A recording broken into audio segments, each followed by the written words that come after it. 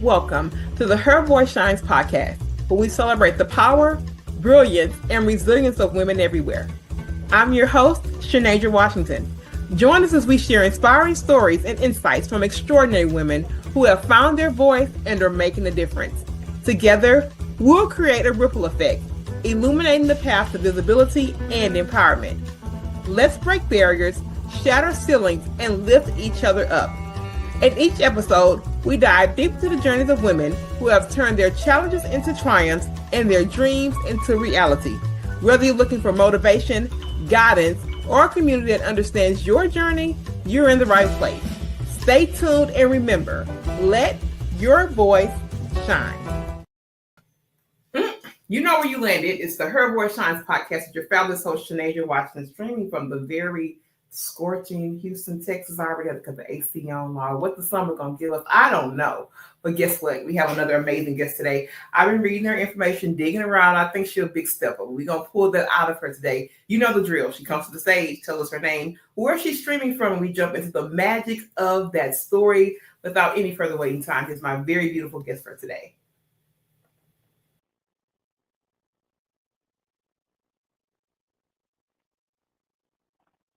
Hi, you ready for me? I Yes, didn't hear my name. Sorry. yes, ma'am. So just tell us your name, where you're streaming from. We want to know a little bit about your story before we weave into some natural question and answer. Okay, sorry about that. Hi, everybody. I'm Dr. Rosenna Bakari, and I am tuning in from Maricopa, Arizona. So I understand about the heat. So I help people leave behind what no longer serves them mentally, emotionally, spiritually, and relationally. Now, personally, I've worn a lot of hats in my life as a psychologist, an author, speaker, poet, black belt, runner. But more than anything, I'm someone who has had to learn how to live authentically after years of performing for survival. I do know what it's like to hold it all together while falling apart on the inside. And I know the freedom that comes when you finally stop doing that. So my latest book, Seven X's, is about exactly that, how we start transforming, not by becoming somebody new, but by choosing to exit the realms that trap us in such a limited life. So now I spend my time helping others make their exits with courage, clarity, and compassion. My story isn't about what I've been through, although we can talk a little bit about that too, but it's really about what I chose to walk away from. For much of my life, I was doing everything right, despite some wrong that was done to me as a child.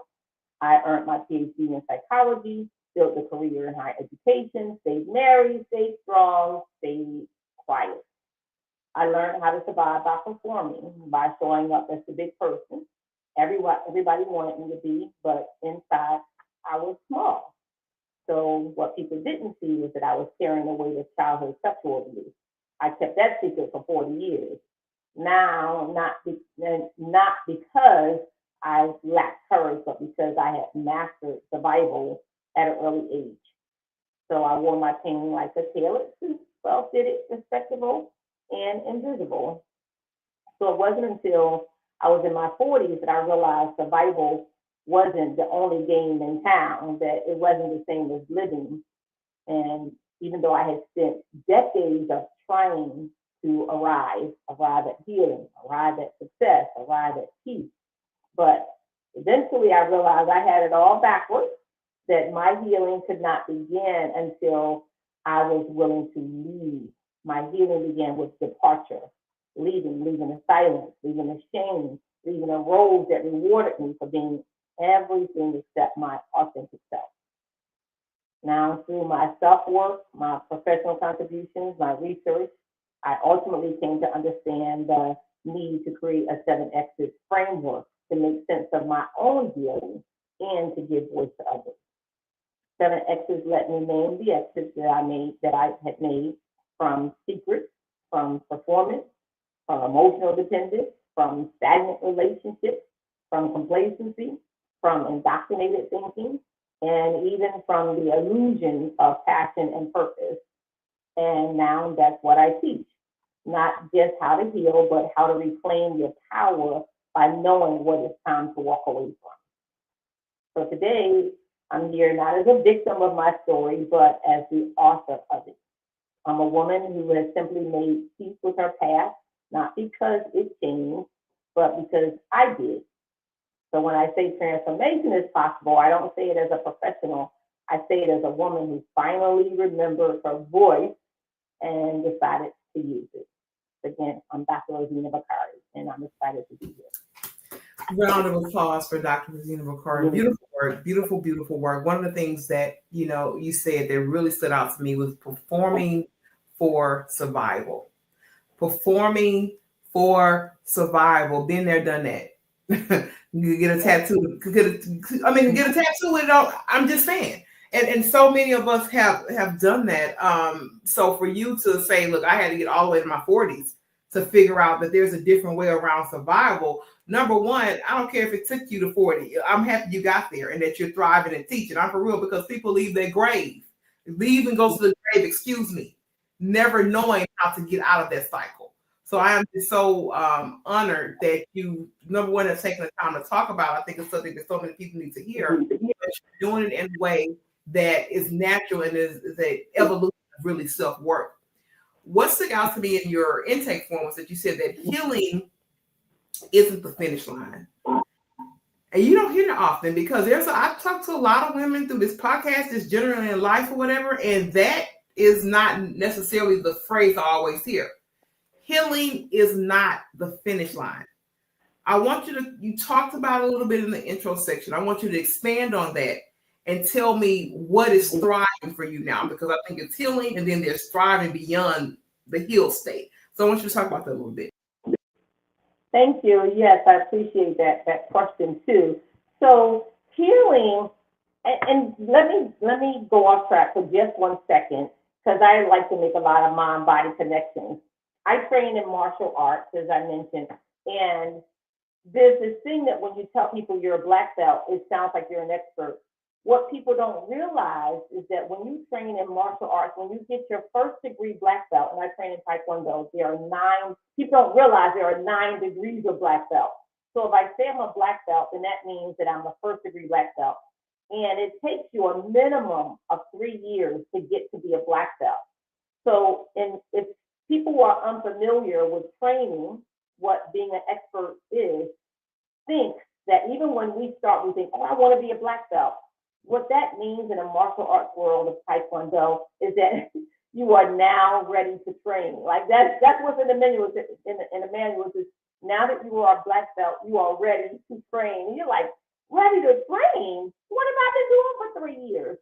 And that's how I equate healing versus thriving.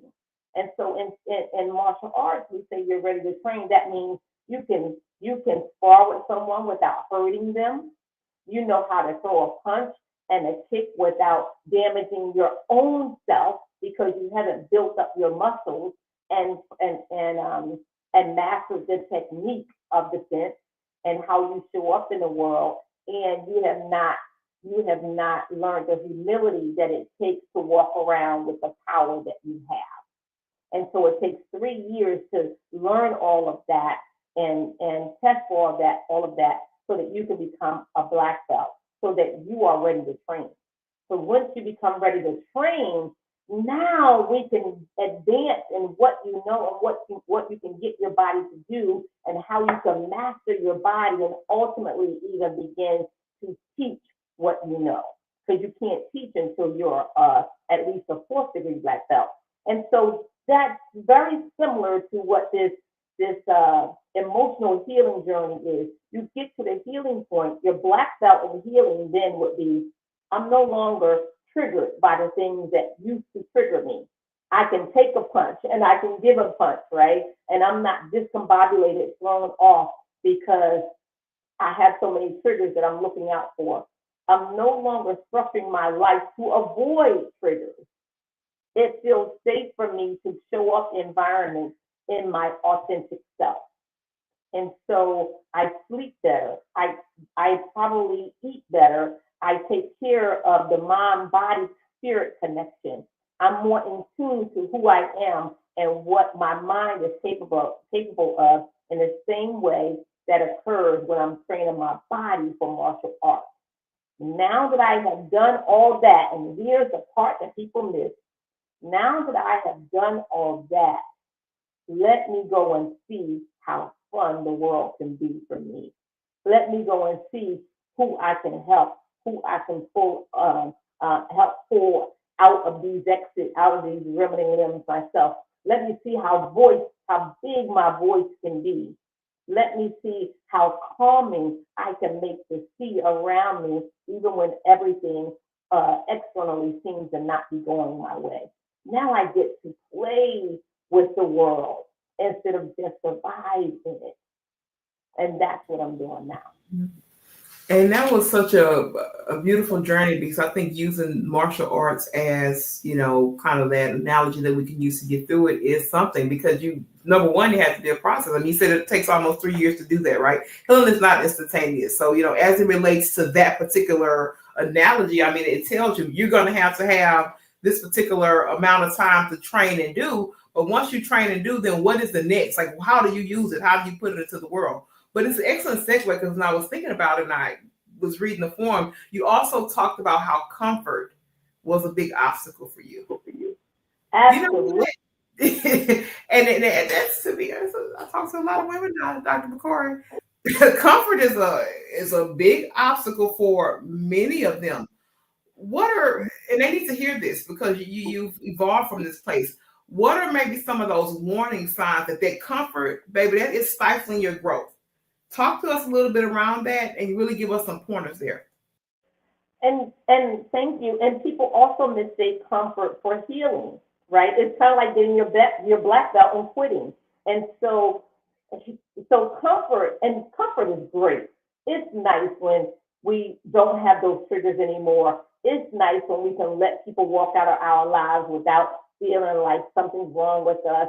So comfort is a nice place to be, but it does not allow us to grow into our fullness, right? Roses are beautiful, right? But when you get that bouquet of roses, you get them closed up. Now, what would you do if those roses never opened up? You're like, okay, you got those from the cheap store. You didn't get them from the good store where they bloom because they've been cut right. So you want to bloom like the flowers, like the trees, like all the other beautiful things that happen in nature and go through seasons. So if you stop at comfort, that's great. People around you like you in comfort. So you're not yelling, you're not overly demanding, you're not stepping on people. So that's where I got stuck. That's what I call, the good girl syndrome, the big girl syndrome. So when you are in comfort, the thing about it is that you tend to put other people around you in a space of comfort with you as well.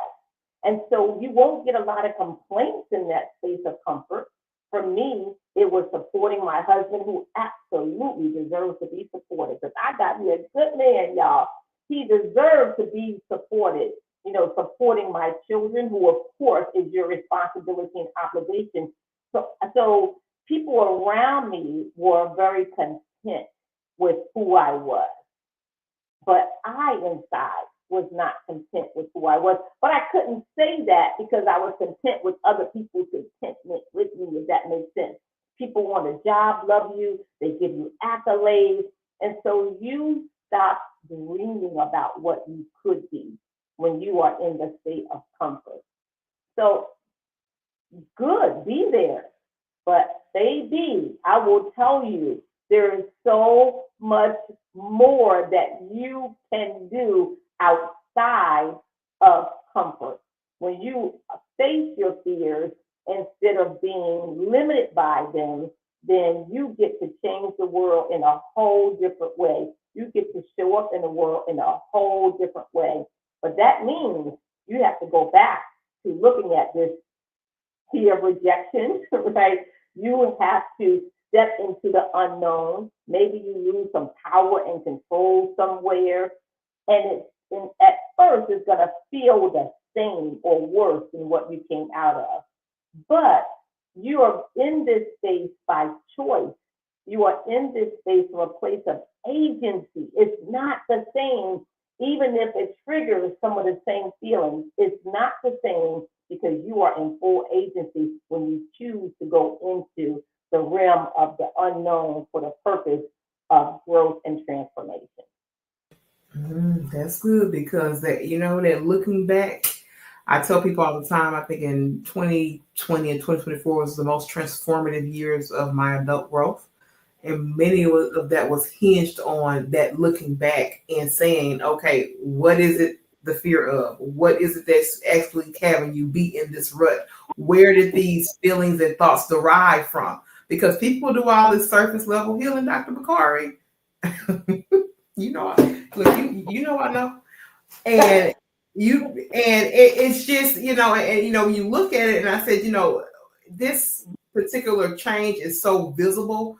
Like it's sometimes when people see me, they don't recognize me. I'm not saying that I experienced a lot of childhood trauma like many people have. I had a beautiful childhood, right? But there were still some things that were really in the crux of me that had been, I had been taught and different things of how to move the world that I think hindered me in some positions. I had a lot of good things, but I had some things I felt like I was hindered by. And I had to do that and really, really work. And I was like, that wasn't pretty work. I mean, that was nights of waking up in the middle of the night trying to figure out what's wrong. This was real life work. And I think so many people want to heal pretty. They want to do it. They want to heal pretty. And sometimes it's not about that because you cannot pay me to go back to the space that I was in before I arrived here. And that's with me telling you I had a whole bunch of sleepless nights and all that. I would go through it again. You hear me? If I knew that I was going to arrive in this place.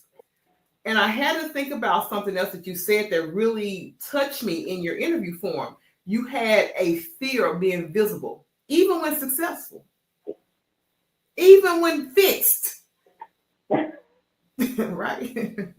There was a fear of being seen. And I want you to talk about that because people know that I show up and I do these podcasts, I do different things and we teach voice and visibility, but even in the transparency of that, right? There's still parts of me, Dr. Bakari, that just don't want to be seen. And I tell, and I see someone post this today, and this was a part of what also really drives me. I said this mission and what I'm called to do in this earth have to be bigger than the fear. Yes. It has to be bigger than the fear. That is what's going to tell Shanadra every day to get up and do it in spite of. So I want you to share your space there because they're still, and I'm very transparent with my audience because they see the brand, they see the podcast, they see the state, they see this and that. But I said at the end of the day, if you ask me if I just did it in my mind, I would never talk to y'all. I want to be real. I never show up if you really know me, how you know me. This is much more about what I'm putting into the earth because I'm not going to be selfish with my gift. My mission was not personal. I'm not going to be selfish with Dr. Bakari. So that's what people see. I know this is the branding, but this is all this is putting this back in the earth. So I want you to speak from that space of maybe not wanting to be seen and really some of the struggles you may have faced with that. Absolutely. I'm not going to be selfish with it. Shanadra, that's it. That's it. I'm not going to be selfish with it. I'm not going to be selfish with it. And if I'm not going to be selfish with it, that means I have to let it be seen. I have to let people know that I have this. I have to let people know that I have peace. I have to let it be seen. I have to show it in how I speak to people and what I invite people into and how I respond when my name is called. And I don't mean just literally, but I mean when my name is called, when it's time to show up, right? And when you say yes to those invitations, I'm not supposed to keep it to myself. So that's real important because, again, when I lived small, even in my healing, in many ways, that was for someone else because I wanted to be a good spouse because my husband deserved that. I wanted to be a good mother because my children deserved that. So even in the core of my healing initially was like, because people deserve better from me. Not because I deserve better, but because people deserve something better from me. And that was a stage of my healing for a while. And then because I am a psychologist and I teach, and like you say, you're in this work, like what does all this work mean for me? And really started looking into and researching for myself, what is the piece that is missing here? If like I said, I'm no longer crying, I'm no longer triggered, I'm not living in guilt and shame. But what in my life has changed? Shouldn't there be some evidence that something is different for me?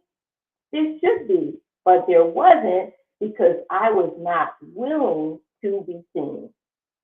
So I was keeping it to myself. And so that's part of then I wrote in 2018, I think, my memoir about living in silence for 40 years. A couple of years later, I wrote The Healing Journey, and now I'm releasing 7X's because it's important to not keep it to myself, especially for women like you and me who have some visible success but still struggling. And we don't know because it looks like we're okay. We're never invited to the healing journey because people don't realize or can't see the spaces in us that do indeed need to be healed. And that's very important. That's the main reason I wrote 7X's, because I want people to know that you are entitled to life beyond healing. You are entitled to a life of thriving, a life of growth, a life of openness and peace. You are invited to show up as big as you can be, not as small as you need to be, so that you can feel safe. Told her she was gonna be good. I told him, I said, yeah, this is good. I mean, we have lots of guests here. We have people that talk about healing, and some people sit right in front of me, Dr. Bakari, and they tell me that they healed, and in the back of my mind, I said, no, they ain't. I mean, I don't tell them like that. Well, you can tell me all you want to in your response and your energy and your being. You're not healed. You're not healed, but from you, I sense it. Your energy is peace. Your energy is serenity. Your energy is clarity. It is. And I honor your journey today because so often the public success is what people praise. Because I say y'all can see the awards, the accolades, y'all can see all that, but at the end of the day, what really matters is what this old soul and energy gives to the earth. And because I'm working, I'm going to move my feet. The accolades and recognition going to come. I mean, that's just law of attraction. That's just that. So that will come. But at the end of the day, it has to be what does this do? What does this soul do? Who am I when I'm off the stage? When I'm off this podcast? So much of this is the reason why this was created, because if you meet Shanasia at the park, you ain't gonna have a different exchange. I might look a little more rougher. I might not give myself but you're not gonna have a different exchange with me. That's what the work was for.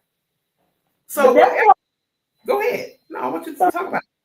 That was why I was so excited when I saw the podcast. That's why I submitted it, because I don't know, to let us all off the hook as Black women, I don't know that we get invitations to heal.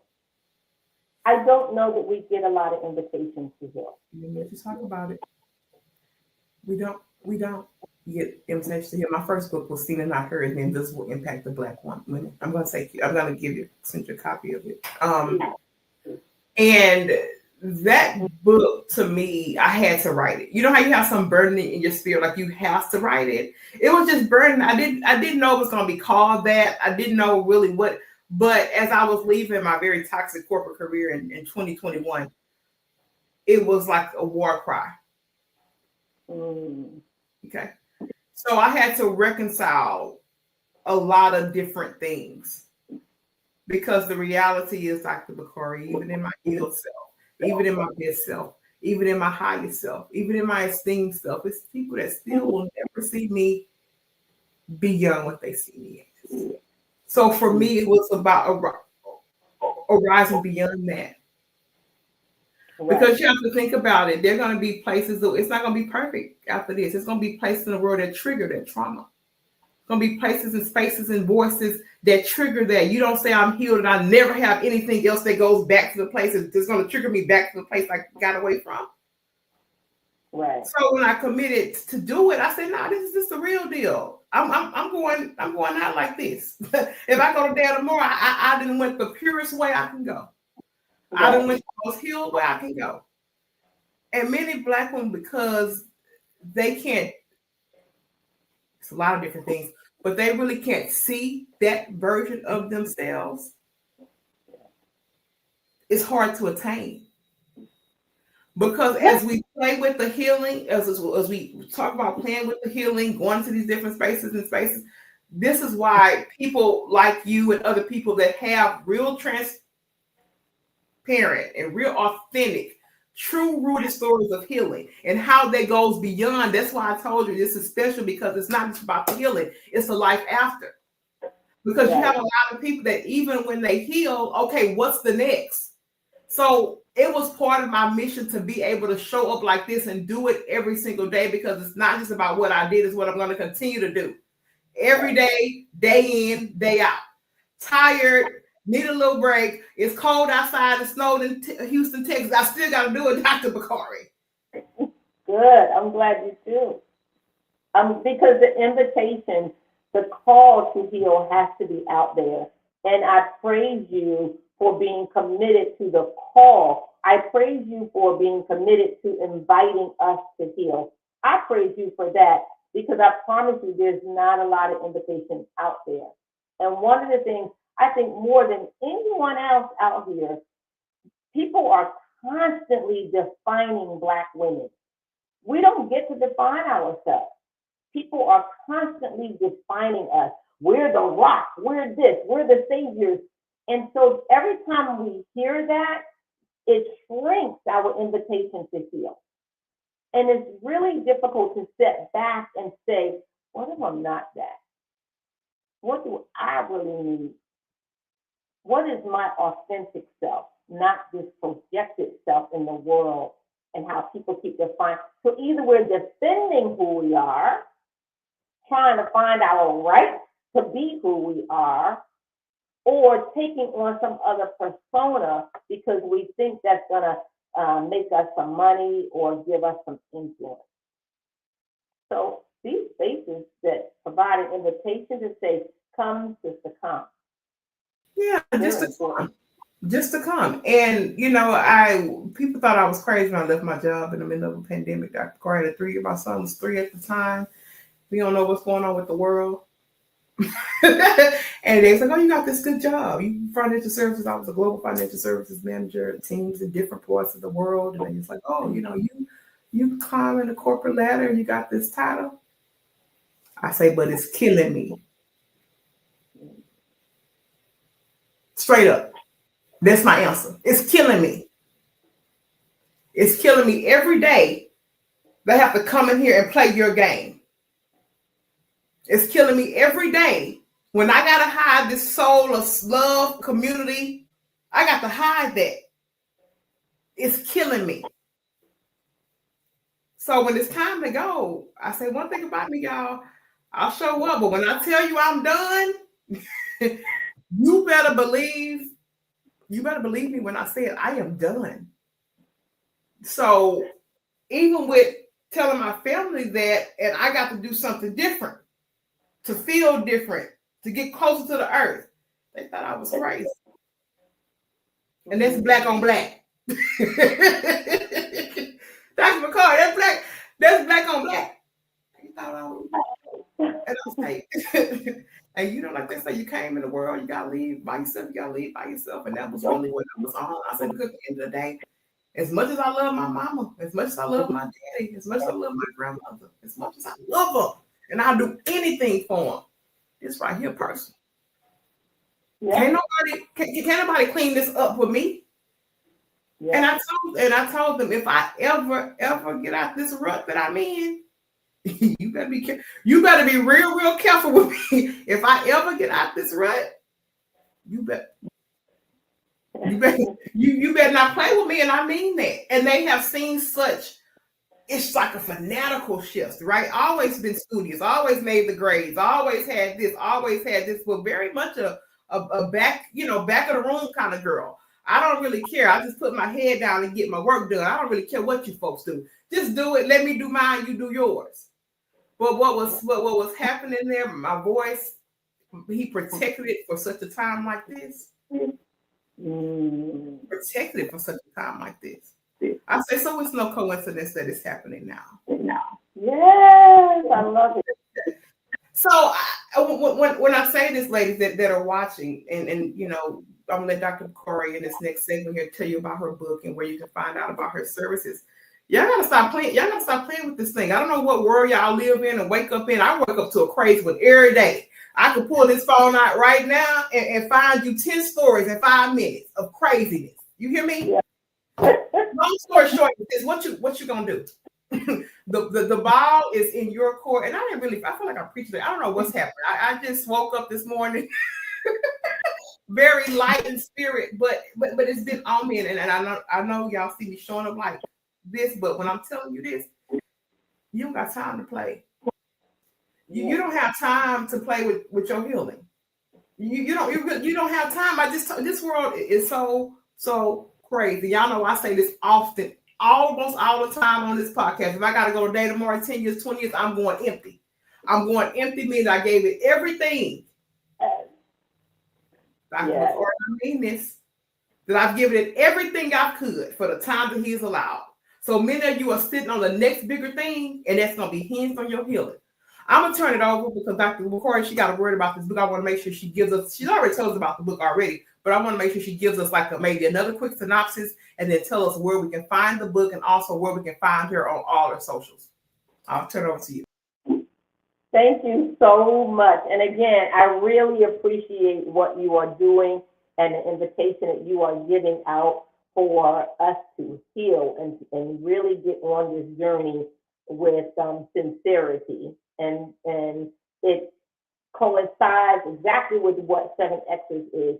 7X's ultimately is your invitation to leave what no longer serves you. And so in order to leave what no longer serves you, you have to be invited inside. And so one of the differences between 7X's and many self-help books is they're always trying to tell you how to get where you want to go. Doesn't matter where you want to go and how good the roadmap is if you can't leave where you are. So the focus of 7X's is about preparing you and supporting you and helping you to leave where you are. Some people wonder why they can't get where they're trying to go. It's because you don't know how to leave where you are. And so it is the big invitation for you to grow, develop, heal, and show up as your big authentic self, not as your successful self, right? Success comes beyond the authenticity. The first thing is learning how to be your authentic self because you've learned how to show up in truth in your own life. So that's what the 7X's does in terms of its own invitation. And I love that people are able to read the book alone, but honestly, it's a book that I hope, my goal, my hope, my prayer is that women will read this book and men will read this book together collectively, because it's the kind of message that we need to share with one another. We need to be responsible for inviting each other into healing circles, not just achievement circles, success circles. And we see that all the time, how to make this amount of money, how to advance your career in this way. But you don't see nearly enough, how do we become the best that we can be? How do we grow ourselves and grow in all these circles? And so I hope that the 7X's will be a catalyst for that. The easiest way to get it, order it, it's in pre-order stage now. The easiest way, 7X's, spell out the word 7, 7exits.com, and you'll find plenty of information there. You can also email me at dr.b at 7exits.com. Dr. B at 7exits.com. And you can find my socials on either Rosenna Bakari or 7exits. On TikTok, I'm trying, y'all. I'm an old lady trying TikTok. Anyway, that's a whole nother podcast. TikTok for people over 50. TikTok, Facebook, Instagram, and please find me on YouTube and support that YouTube channel where much of these invitations, if you will, go out. So thank you so much, and I will thank you in advance for your support of the 7X's movement. I love it. Thank you so much again for your work, Dr. Bakari. It's something that needs to be in all communities, but specifically our community as Black women. It's something that we need to really be serious about. Decades of trauma, decades and decades of trauma. And if you, like me, and you're saying, I can't afford to allow this to go on for generations because I can't. I can't afford to. Maybe check the 7 exits because there's probably several things that you need to exit from immediately. You know how you remember at school, stop, drop, and roll, get out here. Hey, it's this emergency. You got to do it. But for me, it was just bigger than my experience. It was bigger for me for women that are in my tribe, that they are healed from things that have been attacking my family for generations. And that's real. Now, Dr. Bakari, I want to go over to a segment called Rapid Fire. I have 10 pre-prepared questions for you. So you don't get a whole lot of you. I mean, you get a word or maybe a couple, but you maybe a sentence or two. But you just got to respond very quickly. Okay. And I have 10 questions. I'm going to kick it off with question number 1, which is, what is a quote that you are living by right now? Quote or saying, just maybe one of your favorites. One of my favorites now from 7X's actually is the way to transformation is through departure, not arrival. That's good. Now, this could be your own. The last book that cracked you wide open. I will still go with The Power of Now. I come back to it time and time again. The Power of Now by Eckhart Tolle. I mean, that is my nutcracker, right? And I've read it years ago, but if I get off track anywhere, I go back to The Power of Now. I love that. When do you feel the most seen in your life? When I am talking to people like you who look like me and can share similar experiences, who are interested, and this is the key part, who are interested in the healing journey. I feel seen. I feel seen whenever I have a chance to talk to people about what is so close to me, which is living in authenticity and thriving. Well, thank you. I'm so happy I could be that for you because, like I said, it's like a mirror. That's why I told you, like, I got some things to talk about with this lady because I already know how this goes. Okay. Okay. This is a good one. And we talked about it a little bit. I think I probably said, but what's one belief you had to unlearn to truly thrive? I know we got a lot of them. I got about 10, but it ain't about me. It's about you. What's one belief? That being unseen is safe. Ooh. That's the one I really had to break, and still sometimes have to go back to remind myself that no, that's not safe. That's being unseen. That's your power of invisibility is no longer needed. Let it go. Fill this in. I was scared to say or do this, but I did it anyway. Self-publish. I was scared to self-publish, but I did it anyway. Most radical act of self-care that you've done lately? That I've done lately is spending time in Arizona by myself, which means then spending a lot of time away from my husband. First things you think about when you hear the word legacy? book. Y'all gonna work on here because this is a real life. I don't know what they do on these other podcasts in the street. This podcast,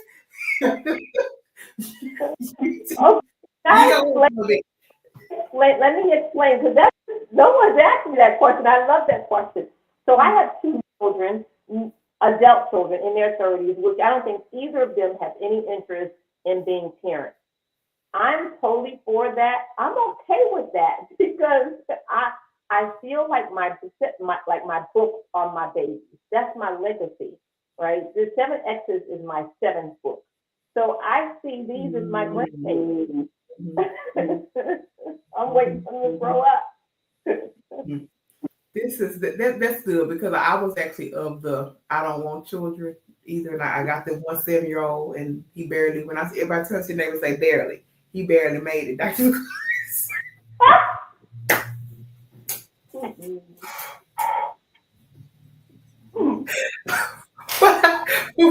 But I get it. But on the other end of that, what I'm producing in the earth now really is that legacy piece, right? And me showing up and doing it, right? It's more of a vibe for me than a tangible thing. It's the energy I think that I put in. But thank you for that. Now I want you to answer this one good now.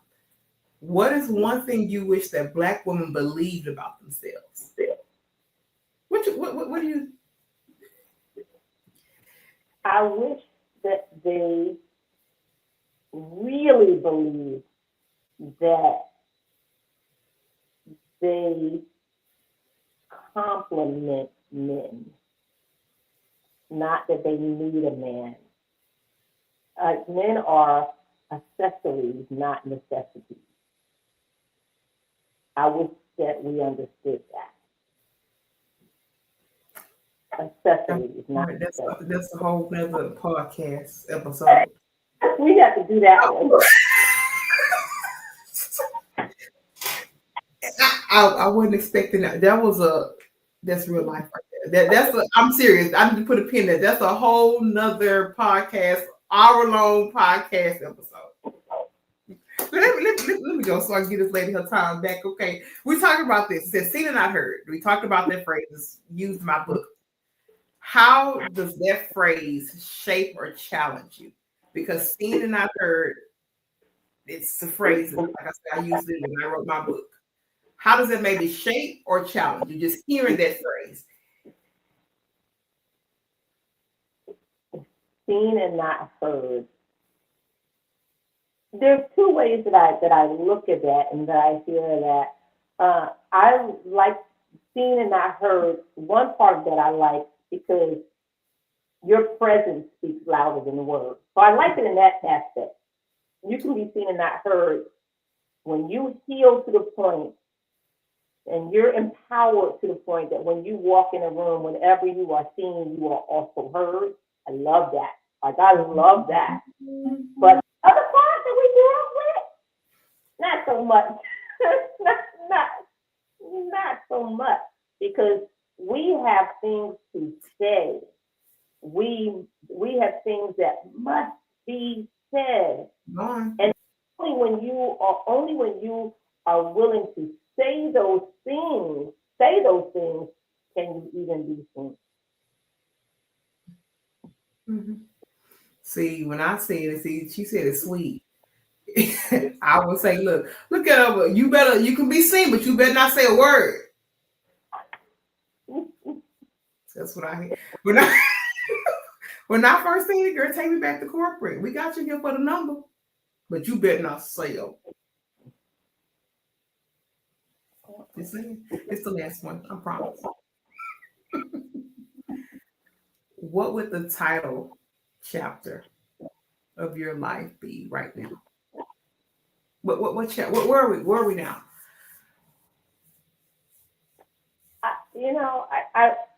The cop out will be the 7 exits, but that's a little of a cop out just because that's the top of mind, right? But I mean, it's true. Those 7 exits are reflective of the places and rooms that I had to leave. So we'll do that. And so the title of my journey would be Black Rose. The Black Rose is rare, it's unique, and when you find it, you best investigate it and hold on to it. And so I liken myself. People call me Rose. Some people call me Rose. Most people don't, but my family call me Rose. So it will be the black rose, one that stands out, but is just as beautiful and still full of thorns. I love it. I am a woman of time. I did tell this lady, hey, come hang out with me for 30 minutes. And we had 45 minutes and 21 seconds of just talking away. But it's been so beautiful. It's been such a beautiful space that we shared.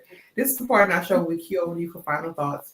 We tell you to give us something that gives us some great party words for the space that we shared and something that really captures the essence of Dr. Bakari. And after that, I'll be back to close the show. I'll cue over to you for final thoughts.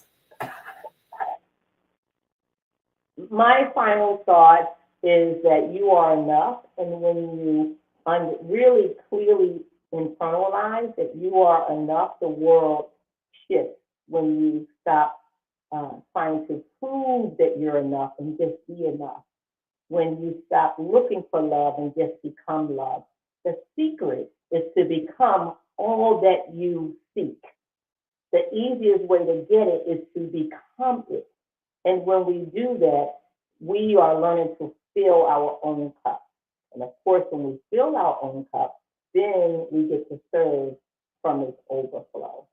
So those are the magic words I'd like to leave you with, and to ask you gently, kindly, and boldly to please follow my work and share it. RosinaBakari.com, 7x's.com. Look for me on Facebook, Instagram, and I, again, will thank you in advance for your support of the work. Well, look, I thank you. I thank you for showing up. Look, y'all, she made it to the end of the ride. Dr. Park, so she said, look, I don't know what I signed up for. She said, but I made it through the end. But everybody out there that heard Voice Podcast Land, please go like and share and follow Dr. Park's work. Make sure you check out the book. And I just want to thank her again for being here. And I always know when I meet a member of my tribe. Yeah, you know, they know. They know I watch this podcast enough that they know we have a lot of interviews, but they know when I meet a tribe member, I kind of show out a little bit. But that's okay. I'm getting back in order right now. I'm gonna close this out telling y'all I love you. There's nothing you can do about it. And miraculous things happen when you let your full time. And I'll be back really in no time with another amazing woman on the Her Voice Shines podcast. Until then, we're out.